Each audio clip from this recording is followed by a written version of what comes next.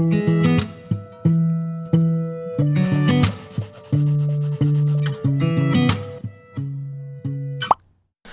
Hello दोस्तों, welcome to our channel Goodwill Education, that is one stop destination for your English. तो guys, अगर आपने अभी तक हमारी 12th क्लास इंग्लिश की प्लेलिस्ट को चेक नहीं किया है तो यहाँ पे जो आई का बटन है उस पर क्लिक करके आप हमारी 12th क्लास इंग्लिश की प्लेलिस्ट को जल्द से जल्द चेक कर ले और अपने पूरे के पूरे सिलेबस को हमारे साथ कंप्लीट करें। तो गाइज, आज हम करने वाले हैं अपना लॉ स्प्रिंग का पार्ट 2। द लॉ स्प्रिंग हमारा सेकंड चैप्टर है मेन कोर्स बुक फ्लैमिंगो से, और उसके part 2 I want to drive a car को हम स्टडी करने वाले हैं, जो कि लिखा गया है एने जंग के द्वारा। तो इस चैप्टर के अंदर हम क्या क्या स्टडी करने वाले हैं, चलिए जानते हैं। तो गाइज, हम स्टडी करने वाले हैं राइटर के बारे में, टाइम के बारे में, प्लेसेस के बारे में, और साथ के साथ करेक्टर और वैल्यू के बारे में। वैल्यू के बाद हम स्टडी करेंगे brief story of the chapter, और उसके बाद डिटेल्ड एनालिसिस भी, और उसके बाद हम इंपॉर्टेंट क्वेश्चंस के बारे में भी जानेंगे। तो गाइस, सबसे पहले अब हम बात करते हैं राइटर के बारे में। तो राइटर है हमारी एने जंग, जो कि बोथ इंडिया और अब्रॉड के लिए लिख चुकी हैं, और साथ में वो एक रिपोर्टर और कॉलमनिस्ट भी रही हैं, और उन्होंने काफी सारे वर्क्स जो हैं वो इंडिया के अंदर पब्लिश किए हैं। और उनमें से उनके जो मोस्ट इंपॉर्टेंट और फेमस वर्क्स हैं वो हैं unveiling India, breaking the silence and seven sisters. तो मैंने पार्ट 1 में राइटर के बारे में अच्छे तरीके से बता दिया था, तो आशा करता हूं कि आप लोग उसके बारे में ऑलरेडी जानते हैं। तो गाइज, नेक्स्ट हम बात करते हैं timing when the story is set. तो स्टोरी सेट होती है जब राइटर मतलब एने जंग विजिट करती है फिरोजाबाद नाम की एक प्लेस को, जो कि यूपी में है, उत्तर प्रदेश में है, और वहां पे जाने के बाद वो फिरोजाबाद की लिविंग लाइफ कंडीशन के बारे में, वहां के लोगों के सिचुएशन के बारे में हम लोगों को बताती है। तो गाइज, अगर हम इस चैप्टर के कैरेक्टर की बात करें तो यहाँ पे सबसे मेजर कैरेक्टर जो है, जो कि सेंट्रल कैरेक्टर है इस चैप्टर का, वो है मुकेश। मुकेश जो कि बैंगल मेकर की फैमिली में जन्मा है, लेकिन वो एक मोटर मैकेनिक बनना चाहता है। इसके अलावा अगर हम माइनर कैरेक्टर्स की बात करें तो मुकेश की फैमिली में जो भी लोग हैं हम उनकी बात करेंगे, जिसके अंदर मुकेश के फादर हैं, मुकेश का ब्रदर है, मुकेश की भाभी है, मुकेश की ग्रैंडमदर है, और फिरोजाबाद में भी कुछ लोगों के बारे में हम जानते हैं, जिनमें से फिरोजाबाद के बाकी बैंगल मेकर्स हैं, इवन एक सविता नाम की लड़की है, और उसके साथ में एक ओल्ड वुमेन है, और कुछ यंग लोग हैं। तो ये सारे के सारे कैरेक्टर्स मिलके हमारे को कहीं ना कहीं इस सिचुएशन के बारे में बताते हैं जो फिरोजाबाद में चल रही है। तो गाइज, अगर हम बात करते हैं इस चैप्टर के वैल्यू की, तो वैल्यू ये है कि कहीं ना कहीं जो एक्सप्लॉइटेशन बच्चों का हो रहा है वो रुकना चाहिए। जैसे जिस तरह बच्चे एक्सप्लॉइट हो रहे हैं, उनका शोषण हो रहा है, चाहे वो बैंगल मेकिंग के प्रोफेशन में हो या पार्ट 1 में हमने रैक पिकिंग के बारे में पढ़ा, ये जरूर रुकना चाहिए, क्योंकि बच्चों के लिए सबसे इंपॉर्टेंट चीज जो है, सबसे ज्यादा प्रायर और सबसे बड़ी प्रायोरिटी की जो चीज है, दैट इज एजुकेशन। तो गाइस, अब हम बात करते हैं चैप्टर के ब्रीफ समरी की। ब्रीफ समरी ये है कि जो राइटर है वो विजिट करती है फिरोजाबाद को। विजिट करने के बाद वो मिलती है एक लड़के से जिसका नाम है मुकेश, और मुकेश से मिलने के बाद राइटर को उसके बारे में पता चलता है कि वो एक मोटर मैकेनिक बनना चाहता है। बाद में जो राइटर है वो मुकेश के साथ उसके घर पे भी विजिट करती है। उसके घर पे विजिट करने के बाद उसे एक रियलाइजेशन होता है बाकी लोगों की सिचुएशन के बारे में भी, कि किस तरीके का life and living condition Firozabad में लोग स्पेंड कर रहे हैं। इवन वो फिरोजाबाद की गलियों के अंदर भी घूमती है, जिससे उसे फिरोजाबाद की कंडीशंस के बारे में भी पता चलता है। इवन वहां के कुछ लोगों से भी बात करती है, और उसे पता चलता है कि कैसे वहां पे जो लोग हैं वो इस बैंगल मेकिंग के प्रोफेशन में कहीं ना कहीं इन्वॉल्व हैं, और इससे बाहर निकलना उन लोगों के लिए बहुत ज्यादा मुश्किल है, और कौन सी वो ताकतें हैं जो उनको इस जगह पे बाउंड करके रखती हैं, इसके बारे में भी एने जंग को पता चलता है। और ये सारी की सारी बातें जो हैं एने जंग हमारे साथ अपने इस चैप्टर के अंदर शेयर करती है।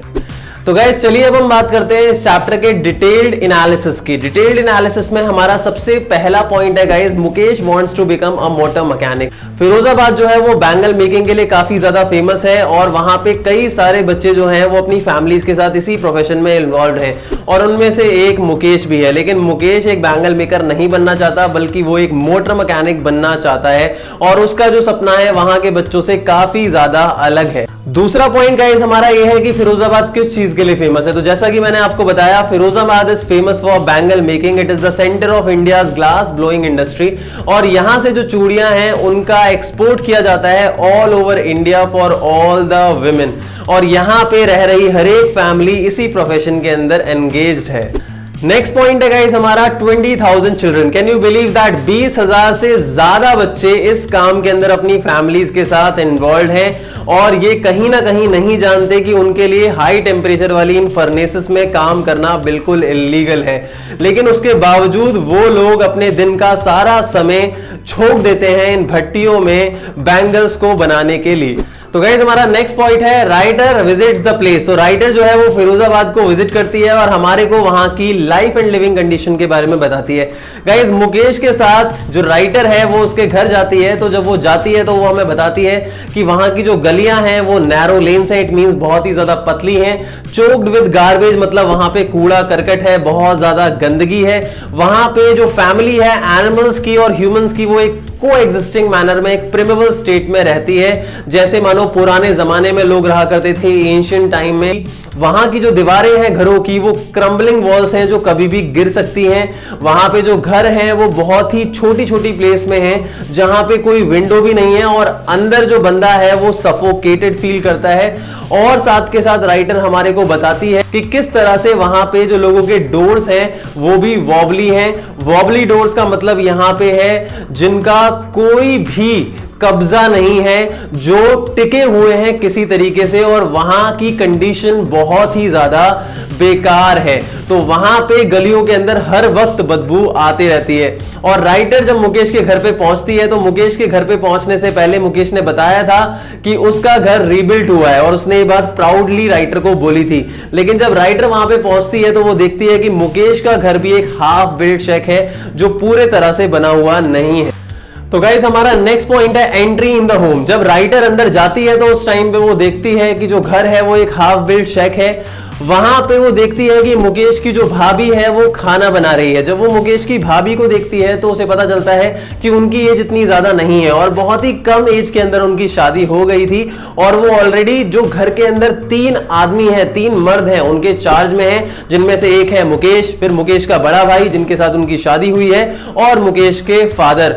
और वो पूरी की पूरी घर की जो रिस्पॉन्सिबिलिटीज हैं उनको पूरा कर रही है। और उस टाइम पे उन्होंने वेजिटेबल्स को चॉप किया है और जो चूल्हा है जो कि अर्थन वेसल चूल्हा है वो उस पे खाना पका रही है। और उस टाइम पे जब वो स्टोक कर रही होती हैं आग को तो उनकी आंखों से आंसू निकल रहे होते हैं। और उस टाइम पे उनको ये बात पता चलती है कि वहां पे किस तरीके से बहुत ही छोटी एज में जो डॉटर्स हैं वो एक डॉटर इन लॉ के रिस्पॉन्सिबिलिटी को ले लेती हैं, उनकी शादी करा दी जाती है। और साथ में वो ये भी देखती है कि मुकेश के फादर जैसे ही घर में एंटर करते हैं तो मुकेश की भाभी जो है वो एक लंबा सा घूंघट कर लेती है, एक लंबा सा पर्दा कर लेती हैं और पीछे वाली दीवार के पीछे चली जाती हैं, जिससे ये पता चलता है कि वहां का कस्टम यही कहता है कि the daughters in law of the house must veil in front of the male elders. मतलब कि जो भी मेल एल्डर्स हैं उनके सामने उन्हें पर्दा घूंघट करना पड़ता है, जिससे ये पता चलता है कि वो लोग अपने रिचुअल्स को ऐसी पैथेटिक सिचुएशन में भी फॉलो कर रहे हैं। तो गाइस हमारा नेक्स्ट पॉइंट है इट इज हिज कर्म हिज डेस्टिनी। तो ये स्टेटमेंट गाइस मुकेश की ग्रैंडमदर की है,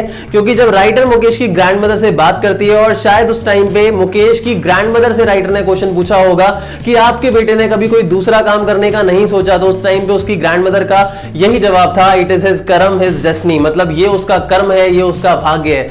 अगर उसका जन्म एक बैंगल मेकर की कास्ट में हुआ है तो उसे यही काम करना पड़ेगा, जिससे पता चलता है कि कैसे वो लोग अपने बैंगल मेकिंग के प्रोफेशन को अपना डेस्टिनी मानते हैं। क्यों? क्योंकि उनका जन्म एक बैंगल मेकर की कास्ट में हुआ है, तो उन्हें लगता है कि वो बैंगल मेकिंग के अलावा और कुछ नहीं कर सकते, they can only produce bangles.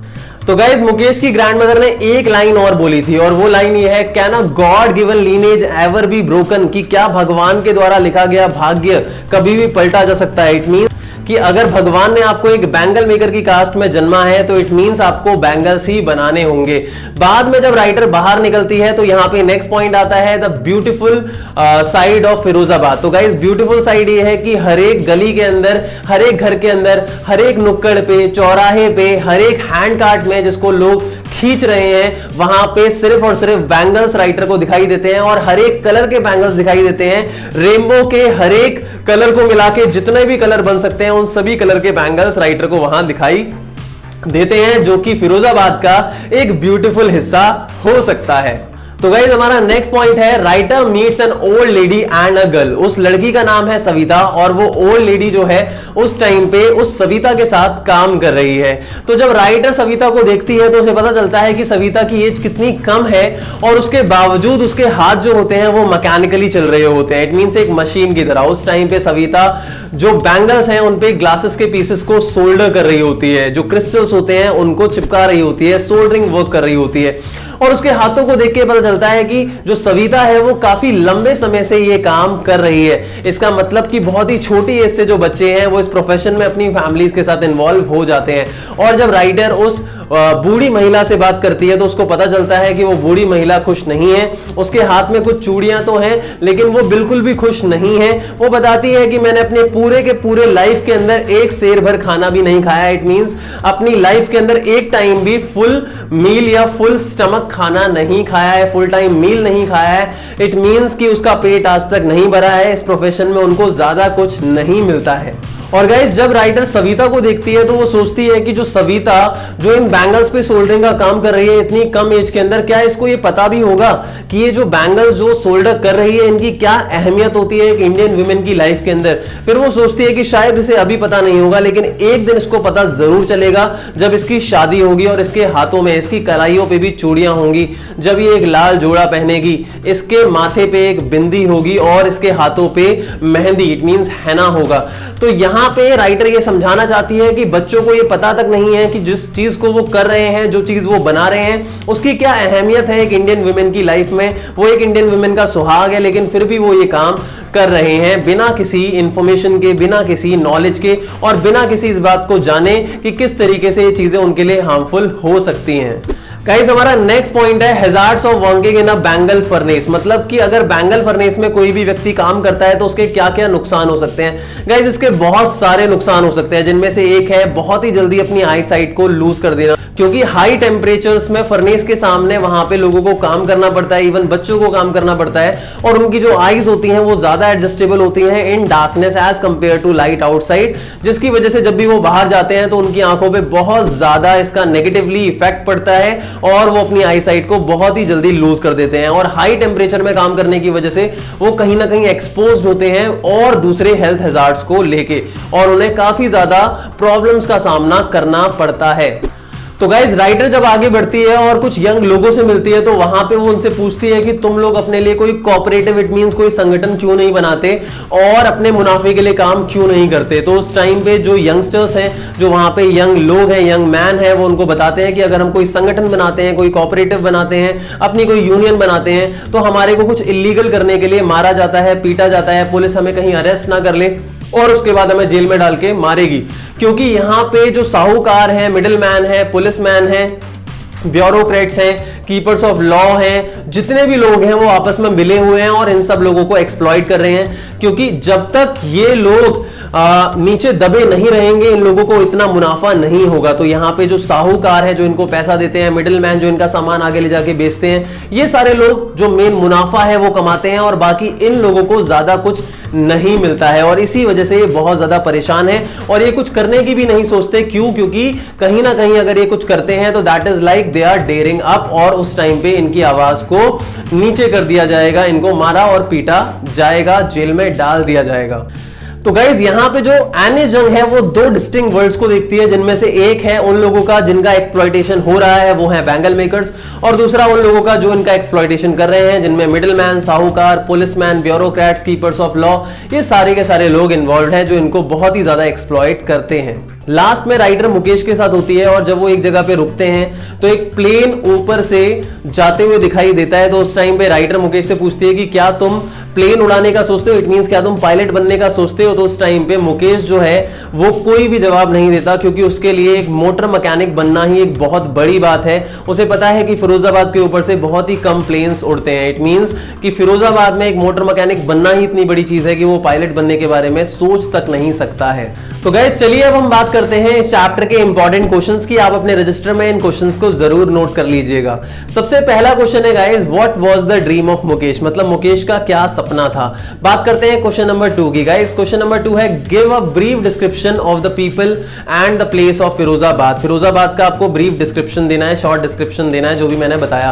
Question number 3 है guys mention the hazards of working in a bangle furnace, मतलब बैंगल फर्नेस में काम करने के क्या हजार्ड्स हैं, क्या नुकसान है। चौथा क्वेश्चन है guys why do not the people of Firozabad make a cooperative, मतलब फिरोजाबाद के लोग कोऑपरेटिव क्यों नहीं बनाते हैं। और लास्ट क्वेश्चन सबसे इंपॉर्टेंट है, इन पांच वैसे पांचों ही इंपॉर्टेंट लेकिन ये सबसे ज्यादा इंपॉर्टेंट है, that is why is Firozabad famous, कि फिरोजाबाद फेमस क्यों है। तो गाइज मैं चाहूंगा कि आप लोग हमारे 12th क्लास के पेड कोर्स को जरूर जल्द से जल्द ले लें।